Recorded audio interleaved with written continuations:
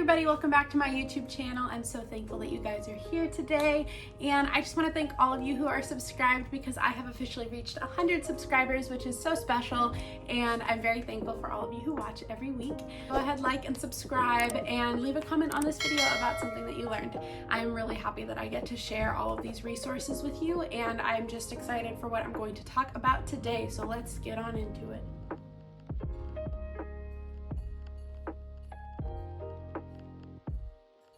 Today we're going to start a 5-week series about the book 5 Dysfunctions of a Team by Patrick Lencioni. This is one of my favorite leadership books and team building books because it goes through a narrative illustration of the 5 core dysfunctions that teams can experience that will lead them inevitably to be dysfunctional and then not produce the results that they're looking for. These dysfunctions happen naturally among people, and they're all based out of one core thing, which is a lack of trust. We need to build trust in our teams in order to really produce the results that we're looking for. So I'm going to show you right here the pyramid that is shown in 5 dysfunctions of a team, and it all starts with this basis of the absence of trust. If we don't have trust in a team, then we are not going to get where we want to go. Building off of that absence of trust, we see a fear of conflict. When we don't trust each other, we are afraid to be in conflict with each other, and then we lack commitment to the team, to the outcomes, whatever it may be. And then when we lack commitment, we fear accountability, and when we fear accountability, then there's an inattention to results. So over the next 5 weeks, we're going to talk about these 5 issues one by one, and we're going to start this week with the basis of having an absence of trust.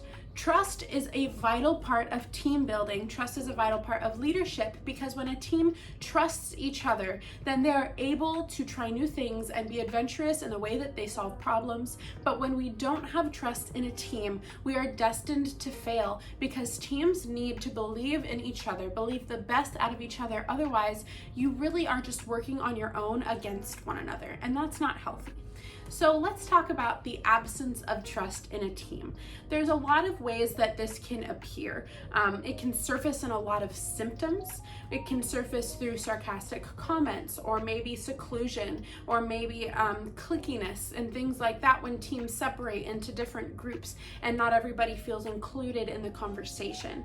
These symptoms happen all of the time, and it leads to more distrust. When we see these symptoms and we don't address them, trust is broken repeatedly. Mistrust builds in our teams, and we're not able to overcome it. So the first step in solving this issue of an absence of trust is to acknowledge the problem. We need to identify that there is, in fact, a lack of trust. Now, in 5 Dysfunctions of a Team, Patrick Lencioni uses a narrative. He uses a story of a organization that gets a new CEO. And so in this story, they talk about that the CEO comes in and sees a lack of trust. Now, when there is already a culture of distrust in a team, it's evident when the first new person walks in. It happens constantly. So it's not that one person doesn't trust another one. It is that there is a culture of systematic distrust within the organization.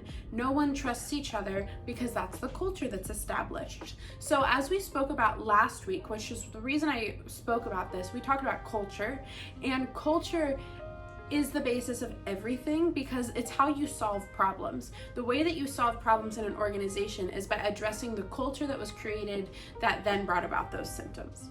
So when we have a lack of trust in our team, we need to identify the culture shift that needs to happen in order to correct that.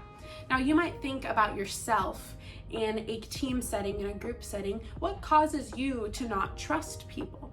I think that we could come up with a list of a million reasons why we might not trust someone, but for me, the things I think of right off the top of my head are inauthenticity. When someone's not being authentic about their leadership, if they're not being transparent about the decisions and choices they're making or why they're making those decisions, if they're being very overbearing or controlling in projects and in conversations where it's their way or the highway, these types of things can cause the people around them to not trust them. Now, trust doesn't only matter in a team setting, it matters vertically with the people that are above you and below you. If you're a leader, it matters if your people trust you, because you want to inspire greatness from people, and you can't inspire greatness out of people who don't trust you. And then the same goes for the people above you. You want to be able to trust your boss, and you want your boss to be able to trust you. You want them to be able to trust that when you say you'll do something, that you're going to follow through.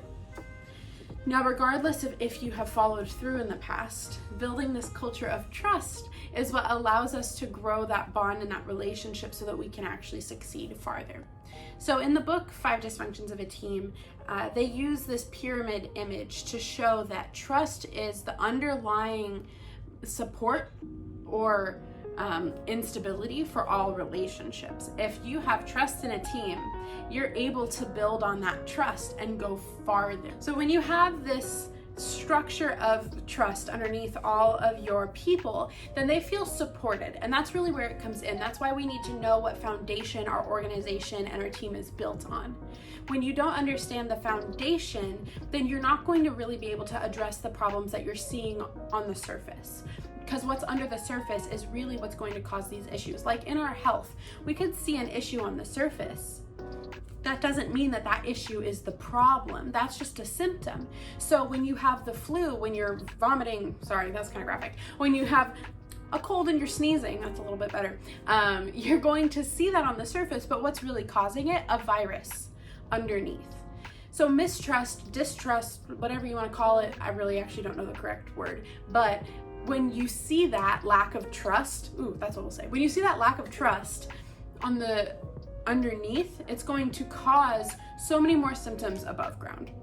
You're going to see, just like this pyramid shows, you're going to see that people are inattentive to results. Now, when we're in an organization, we want to address the lack of results first. You know, when you're a CEO or you're the leader of a team, you want to address, we're not seeing results, we're not seeing sales, we're not seeing people joining our organization or desiring to be a part of this movement that we're starting. You're going to see a lack of results, but you cannot address the lack of results.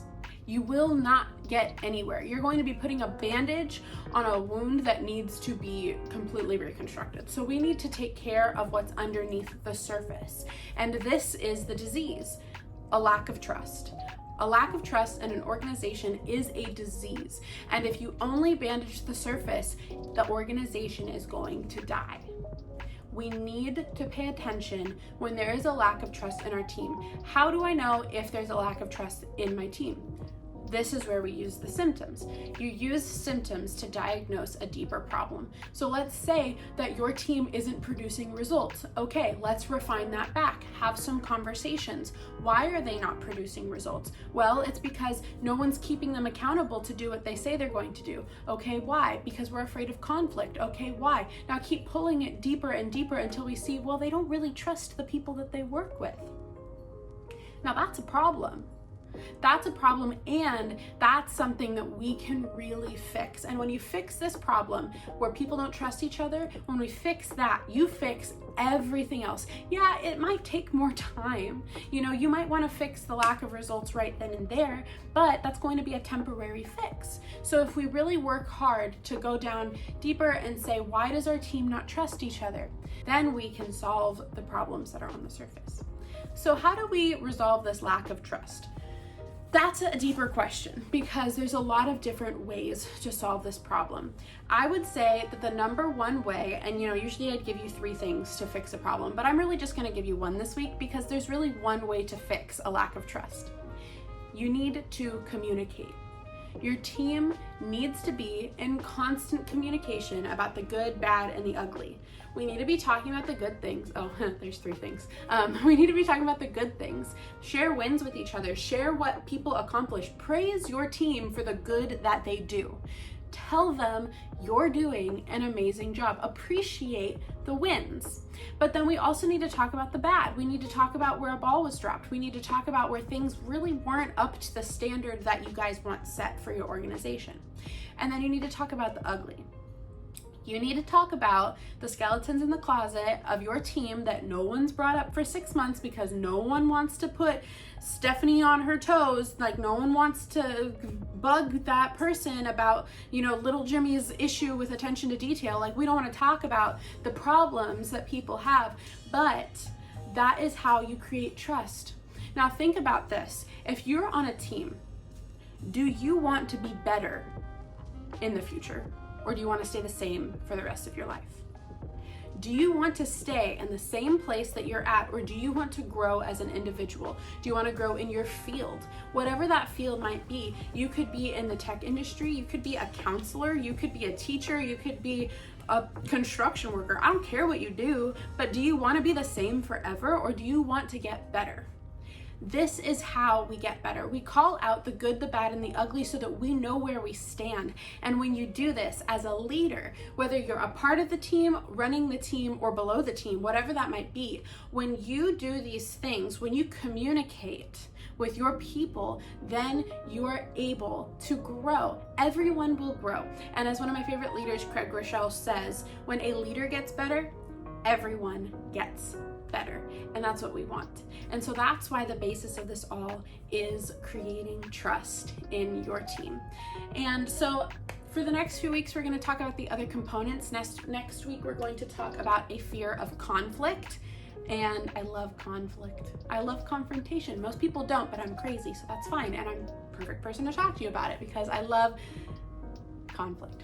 We love telling people the truth in love. I learned how to do it in love because before I was just kind of mean. So now we're going to do it in love. But next week we're going to talk about a fear of conflict and why that causes all these other symptoms in our teams. So I hope that you come back and join me next week for that. Join back next week. We're going to talk about that.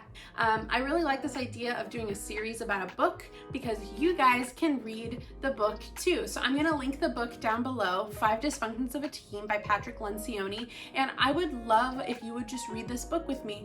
Order it. It's not very expensive and it's actually very enjoyable to read because, like I said, it is a narrative. And then in the back, it's more of a discussion. And so I hope that you guys order that, read along with me. We're going to be going through the first few dysfunctions together. And yeah, so I hope that you guys enjoyed this video. Like and subscribe and leave a comment down below about what you think about this concept of building trust in a team. Thanks so much for joining, and I'll see you next week. Bye. I think trust has layers. Oh, I'm trusting you to not kill me while we drive. I do trust you in that quite often. Why? There's like trust, like I trust you to pick a place for us to eat, you know? And then there's trust for my life. I trust you with my life. Do you trust me with your life, Cassie? Yes. Should I? That's a different question. For me, I only show the real me to the people I trust. This is making me really uncomfortable. Because I don't know for that one. I don't know. Who's watching this? Yeah. Our fingers are there. I am like a 5 cheese bean dip. That's what I am. First you get the cheese, you know? You get the outgoingness, then you go a little deeper, and then The cheese. Actually, that's a good. right? Really. I'm lactose intolerant, by the way. And lastly, I'd like to thank Starbucks for sponsoring me for this video prophetically. Come in. Thank you. She said, fire. Fire. Then we can